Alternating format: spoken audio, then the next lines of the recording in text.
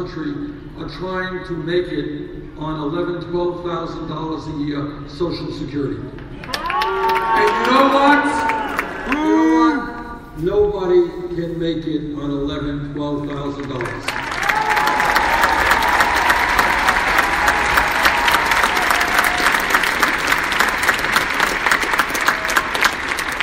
A great nation is judged not by how many millionaires and billionaires it has, but by how it treats the weakest and most vulnerable in its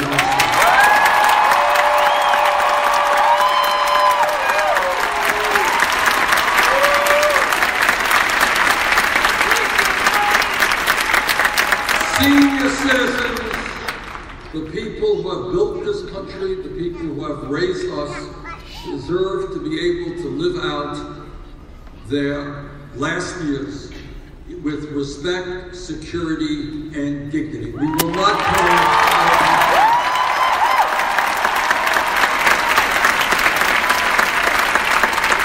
Now, most Republicans, if you can believe it, want to cut Social Security. Well, I've got bad news for them. Not only are we not going to cut Social Security, we're going to expand Social Security.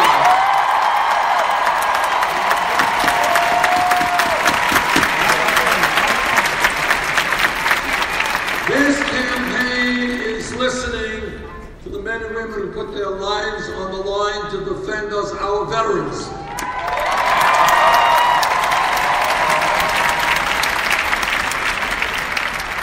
You cannot ask more of a person than to put their lives on the line. Our veterans are entitled to the health care and benefits that they earn.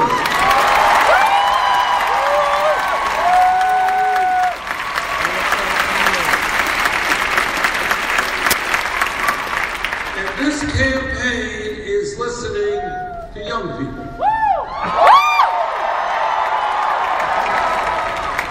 Young people are asking a very simple question, and that is, why is it that I have to end up $50,000 or $100,000 in debt because I try to get a good education?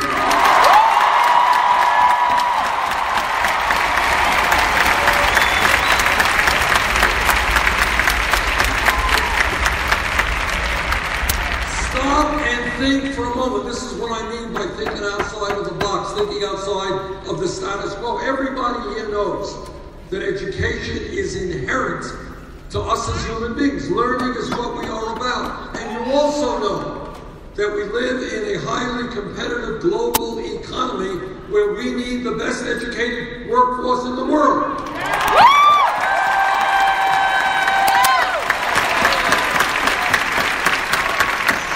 Why are we punishing millions of people because they wanted to get a decent education?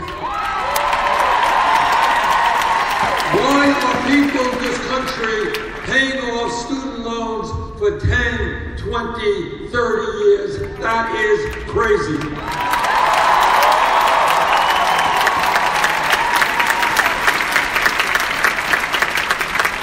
Now here's another idea. Some of you may think it is radical, but it is not.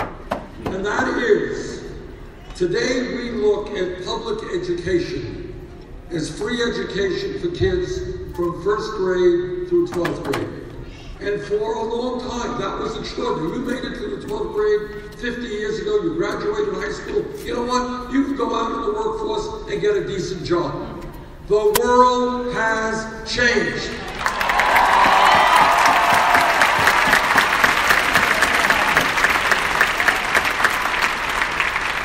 Today, in many respects, a college degree is the equivalent of what a high school degree was 50 years ago. And that is why I believe we need to make public colleges and universities tuition free.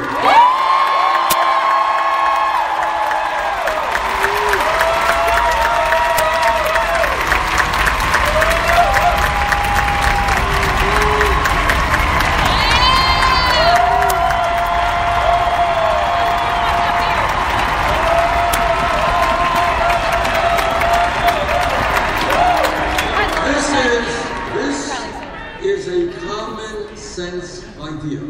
With a changing economy, you all know that people need more education. That's simple enough. Second of all, it's not a radical idea. Germany, Scandinavia, countries all over the world are doing it today. Thirdly, and this may surprise you, 50 or 60 years ago, the major public colleges and universities in America were virtually tuition free.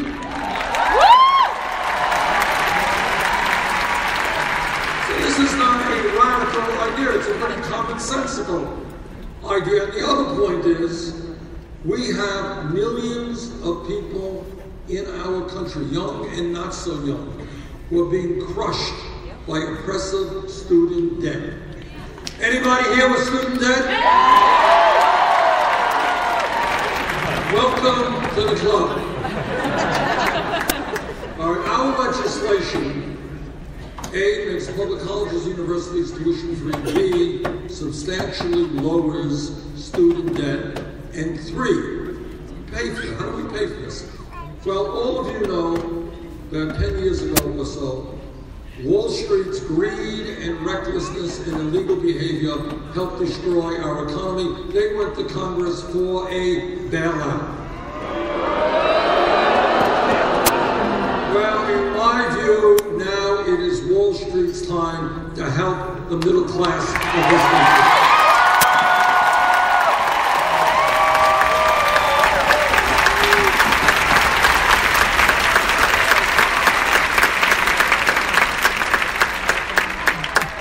This campaign is listening to the African American community.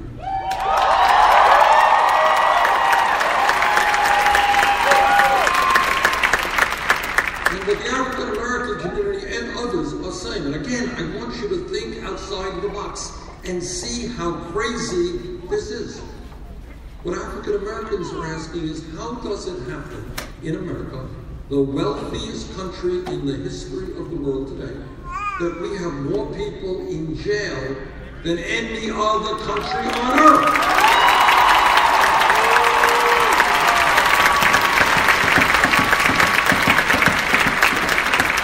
How does it happen unless we change it, that today an African-American male baby born in this city stands a 1 in 4 chance of ending up in jail? We have a broken criminal justice system.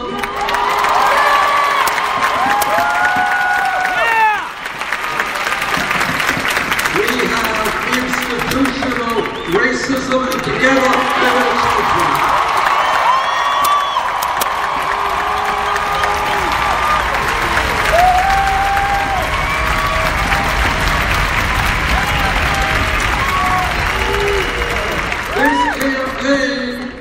Is listening to our brothers and sisters in the Latino community.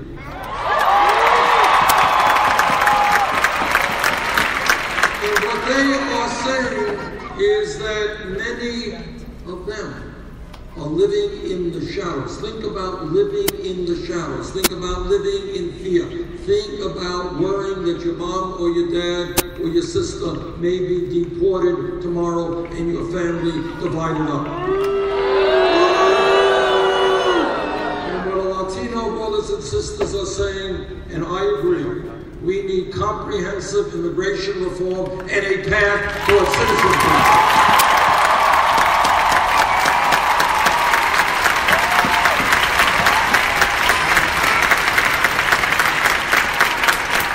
As I go around the country, we have also had the privilege of meeting with many Native Americans.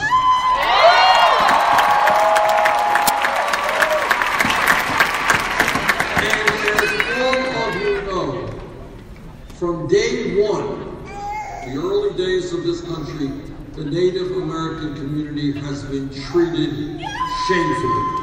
Shamefully.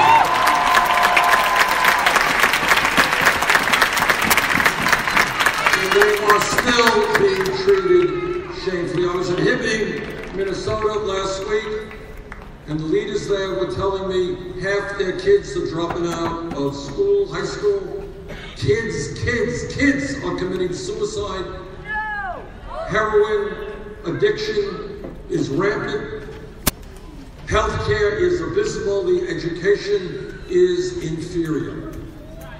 We cannot allow that to continue. We owe the Native American community too much for what they have done to our country.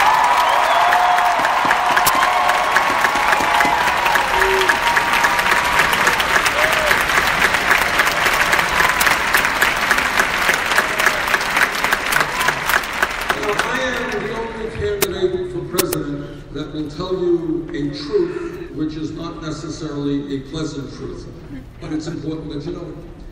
And that is that no president, not Bernie Sanders or anybody else, can do what has to be done for the middle class of this country alone. Can't be done alone. And the reason for that, and here is the unpleasant truth, is that Wall Street has unlimited amounts of money, unlimited. Corporate America, whose greed has done so much harm to this country, who would shut down a plant in Michigan tomorrow and move to China if they can make $5 more in profit, their power is enormous. The major donors, the billionaires who make huge campaign contributions, enormous power.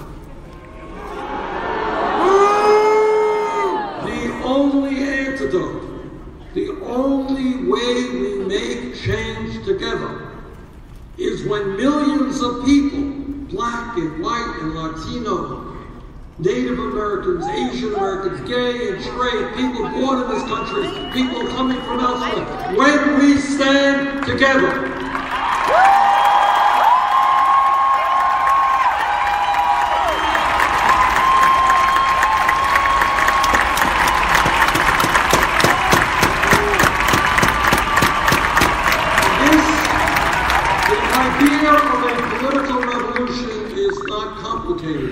It is to say that every person in this arena, every person in America has enormous power if he or she is prepared to exercise that power.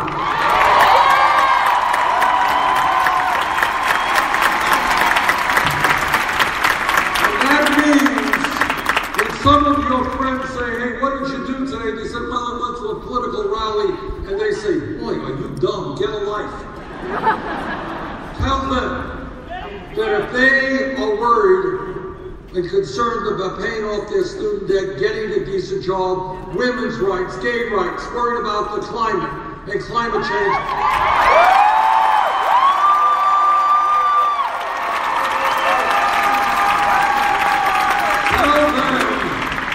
tell them that you are not the dummies they are.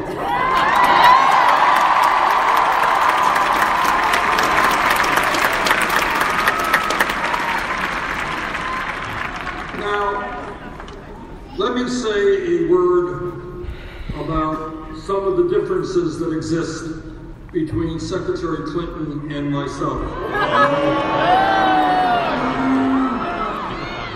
Now here is a major difference. I don't know if any of you saw the Oscars the other night. Did you see them?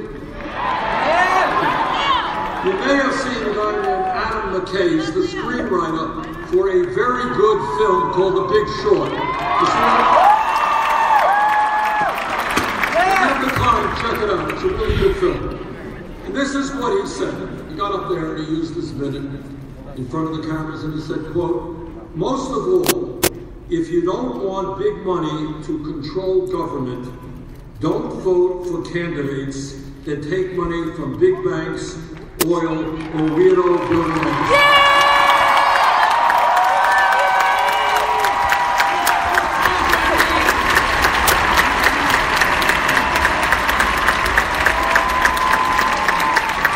Right. It's not a complicated idea. Now, when we started our campaign, we had to make a very simple decision. And the decision is that if you run for president, sadly, you need to raise hundreds of millions of dollars, if not more than that. And we had to make a decision. What are we going to do what virtually every other campaign did and establish a super PAC and beg Wall Street and corporate America for money. You're right. No is the answer. And we chose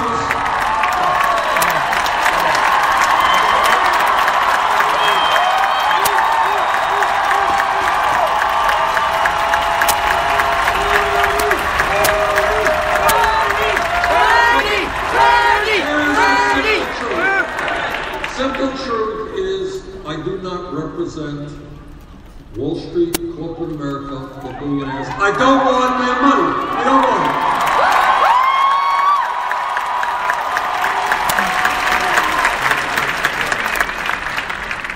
So how are we going to raise the money? Well, I'll tell you what we did. We did something very radical. We asked the American people for help. And what happened was really quite unbelievable. Unbelievable. In 10 months, we have received over 4 million individual contributions.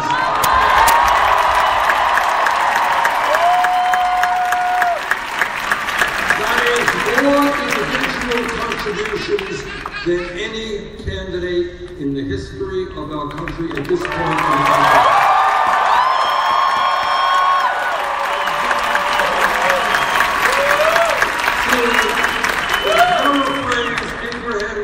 At Gettysburg, this is a campaign of the people, by the people, for the people.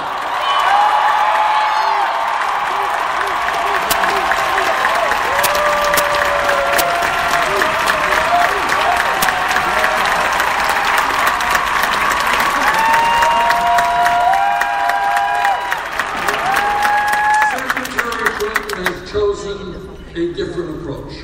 She has several super PACs, and the last financial report listed $15 million coming from Wall Street into her super PAC. Also raised a lot of money from the drug industry, from the pharmaceutical industry, drug companies, raised money from fossil fuel industry.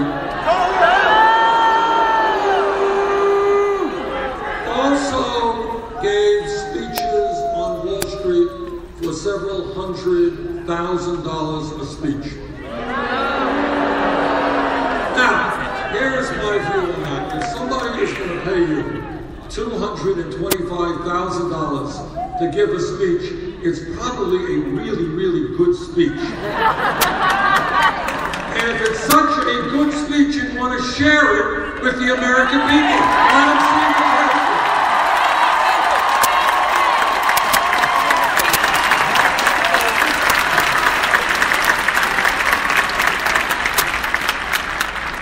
Now there is another issue where the Secretary and I have very profound differences. This is not a sexy issue. It is not covered by the media, but it is an enormously important issue, and that is our disastrous trade policies. Now,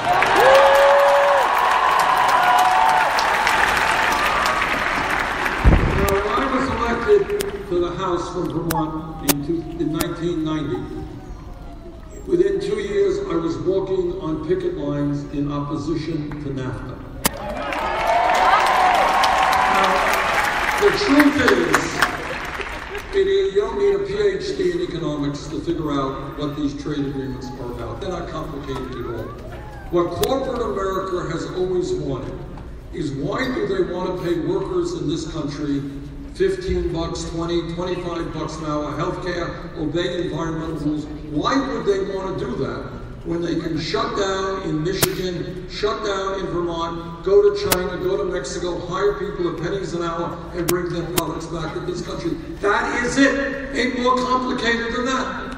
And what has happened as a result of these disastrous trade agreements is that since 2001, some 60,000 factories in America have been shut down. Millions of workers have lost decent paying jobs. Now here is something that will surprise you, because it surprised me. I didn't know this.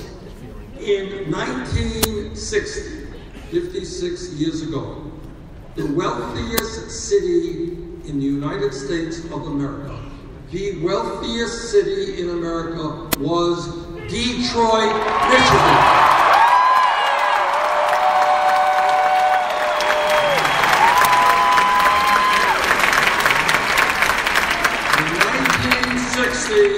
Detroit was the wealthiest city in America. General Motors was the largest private employer in America. Today, Detroit is the poorest big city in the United States with a poverty rate of almost 40%. From 1998 to 2011, half of Detroit's auto workforce lost their jobs. In fact, over the last 15 years, the great state of Michigan has lost 1/3 of its manufacturing jobs. Now, not all of that is attributable to trade. Companies go under for a number of reasons, but a lot of it is. I have opposed NAFTA, CAFTA, permanent normal trade relations with China. You're helping to lead the effort against the Trans-Pacific Partnership.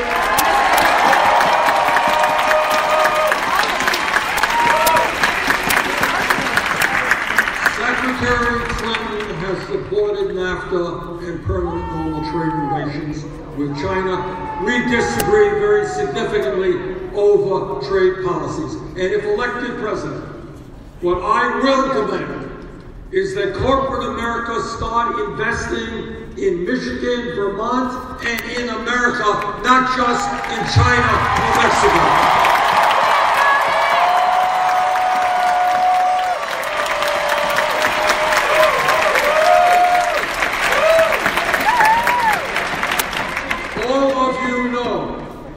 That foreign policy is a very important job of a president. It is literally a life and death issue. In 2002, I was a member of the House. I listened very carefully to what President Bush and Vice President Cheney and the others had to say about Iraq. I didn't believe them.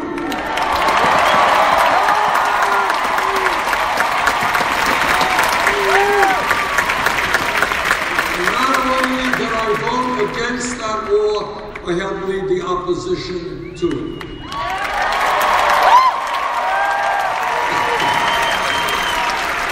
The war in Iraq will go down in American history as one of the worst foreign policy mistakes we have ever made.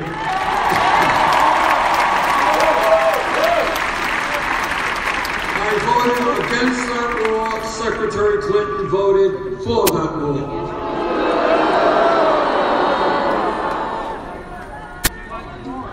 When we ask ourselves why there is so much anxiety in America today, why people are angry, why people are frustrated, a lot of it has to do with the fact that ordinary Americans are working longer hours for lower wages, and they are scared to death about what happens to their kids, while at the same time, almost all new income and wealth is going to the top 1%.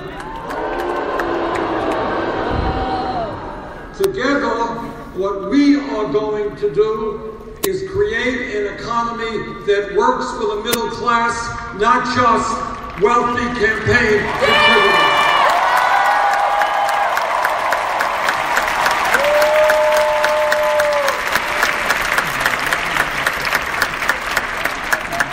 A couple of weeks ago, I met with 7 or 8 people from Flint, Michigan. And last week, I did a town meeting in Flint. And I will tell you this is the truth. When you are a senator, You meet with a lot of people and you hear some very, very painful and awful things. That's what you do when you're a senator. You go out and you just talk to people. I cannot recall in my political life ever hearing such an outrage as to what I heard from the people in Flint. I want you just to appreciate, I want you, some of you are parents, I want you to be thinking about what it would mean to you if you had a 9-year-old daughter who 2 years ago was a vivacious young girl, really good in school, really outgoing, and over a 2-year period as a result of lead poisoning, you saw her intellectual capabilities deteriorate. Can you imagine a mother watching that taking place with their daughter? It is unbelievable. When I talk to these people, honestly, I have a hard time believing, it's true, that I was listening to people who lived in the United States of America in the year 2016. It was beyond belief.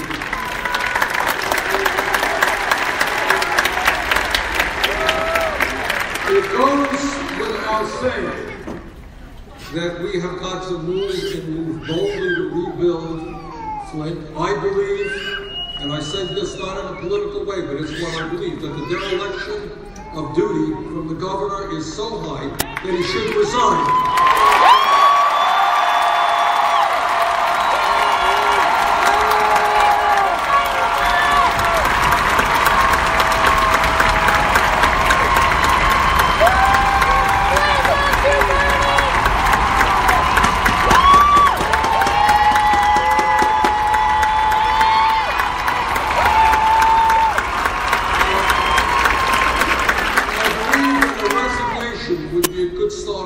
Saying, okay, we screwed up badly, we need to go forward in a very different way. I accept my responsibility.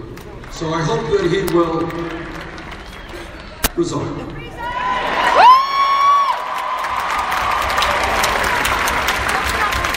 But while Flint, Michigan may be the worst example of a collapsing infrastructure, it is not the only. All over this country, we have cities and towns whose water systems are antiquated, collapsing wastewater plants, streets, roads, bridges, airports, our rail system falling further and further behind. I believe that in this great country, we should rebuild our crumbling infrastructure.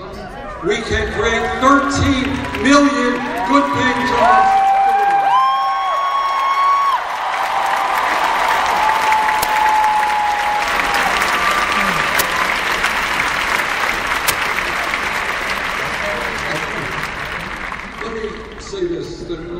Time you're hearing Republicans running all over the country talking about family values.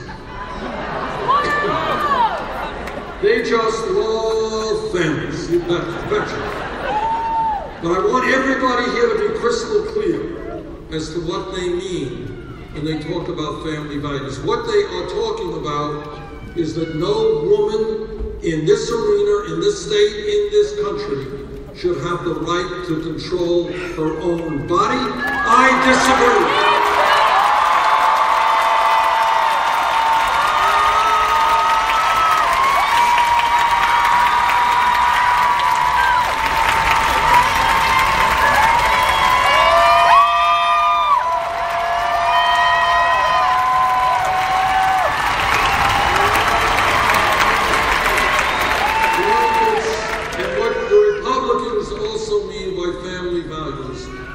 Is that our gay brothers and sisters should not have the right to be married.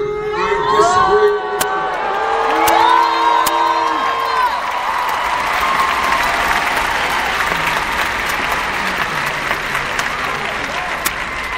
My wife and I have been married 27 years. We have 4 kids, 7 beautiful grandchildren. And we are beautiful grandchildren. We believe in family and we believe in family values, but my values are a little bit different than Republicans. But when I talk about family values, what I mean is that the United States must end the international embarrassment of being the only major country on earth that does not guarantee paid family and medical leave.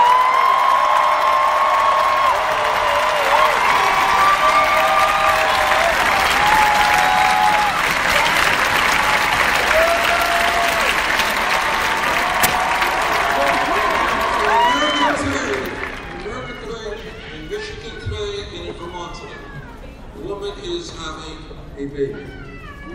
That's a pretty big day for the family, pretty big day for the baby.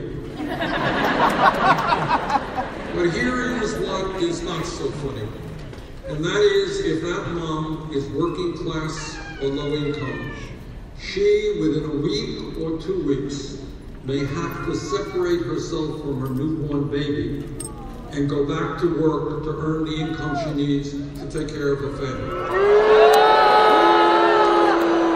It is an outrage, and we are the only major country on earth that allows that to happen. And that is why I believe we must pass legislation now in Congress calling for 3 months of paid family leave.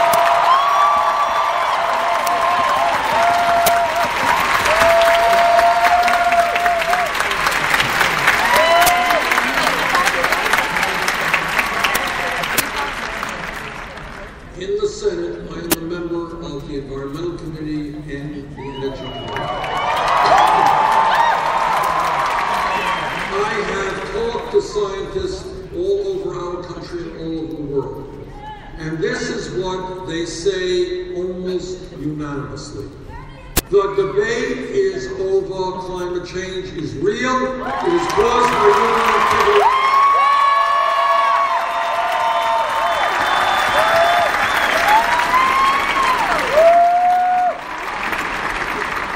And it is already causing devastating problems in our country and around the world. And this is what the scientists are telling us. We have a short window of opportunity to transform our energy system away from fossil fuel to energy efficiency and sustainable energy.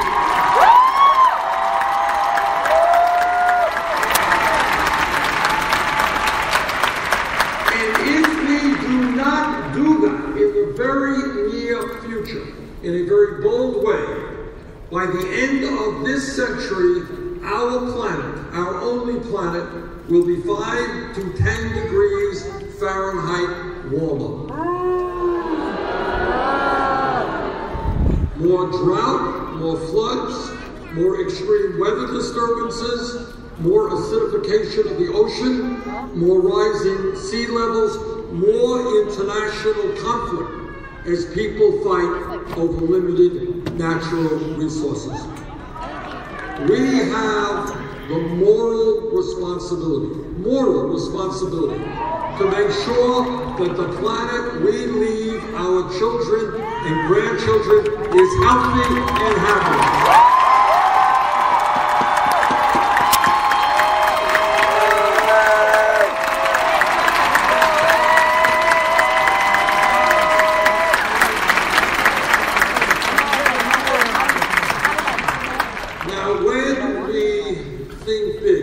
The courage to think big, we got to ask ourselves a very simple question. And that is, how does it happen that one major country on earth, turns out the wealthiest country, does not guarantee health care to all people as a right?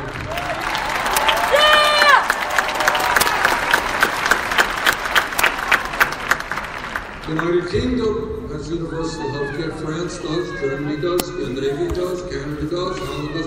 Every major country on earth guarantees health care to all people as a right, except the United States of America.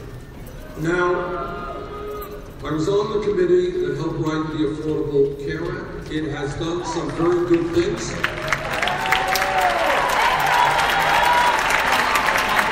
We have done away with the obscenity called pre-existing conditions.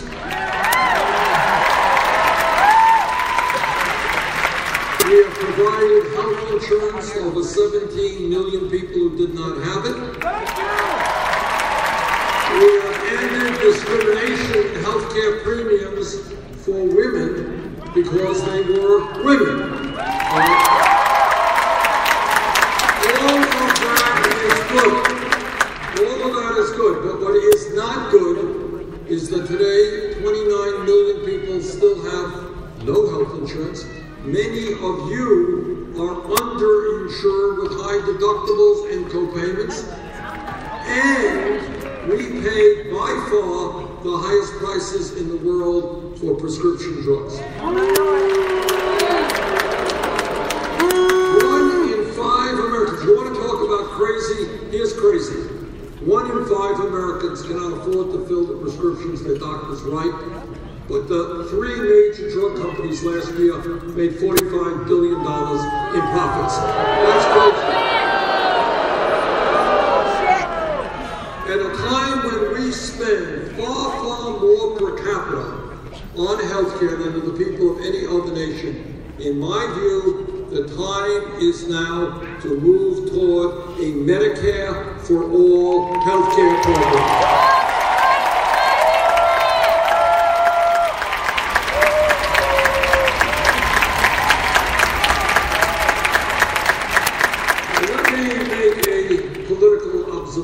Right now.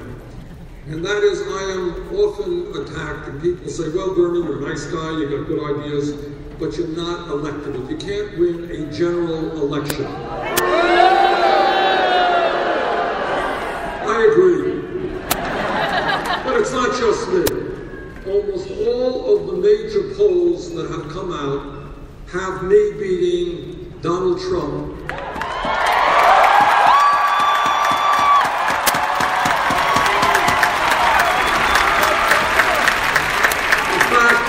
The CNN poll just out, I think, yesterday, Hillary Clinton was doing well. She was beating him by 8 points. I was beating him by 12 points.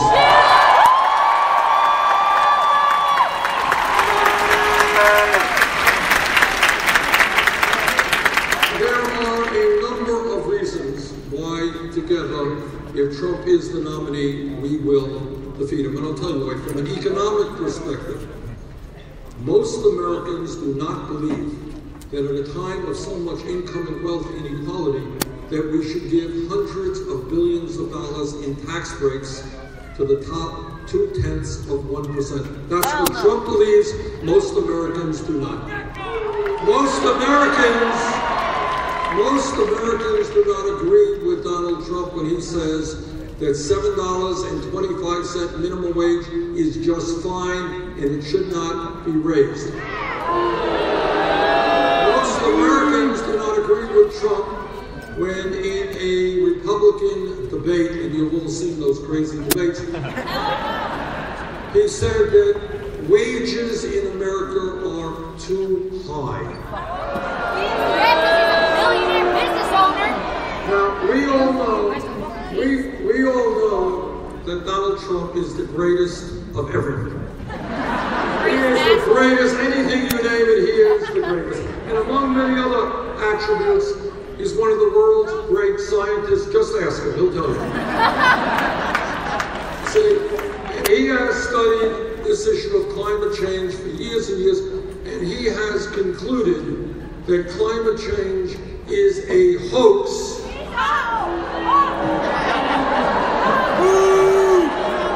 A hoax created by the Chinese. Now, I found that very weird. The fact that he thinks it is a hoax is not surprising. That's what most Republicans think. But that he thought it was created by the Chinese shocked me, because I thought he would have thought it was a hoax created by the Mexicans or Muslims.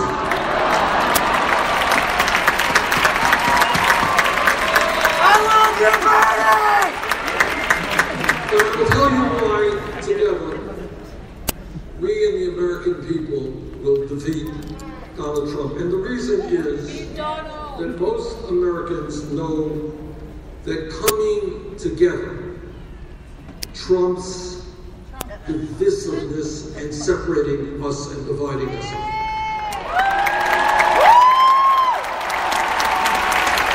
Most Americans know that community and helping each other trumps selfishness.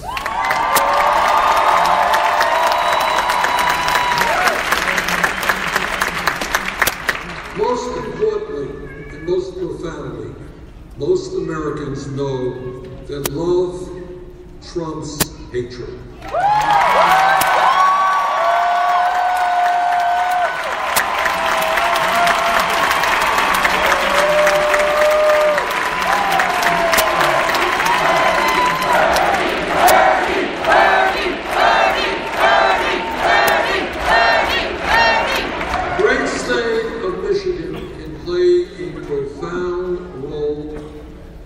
Transforming America, in helping us to go forward in the political revolution, but it will not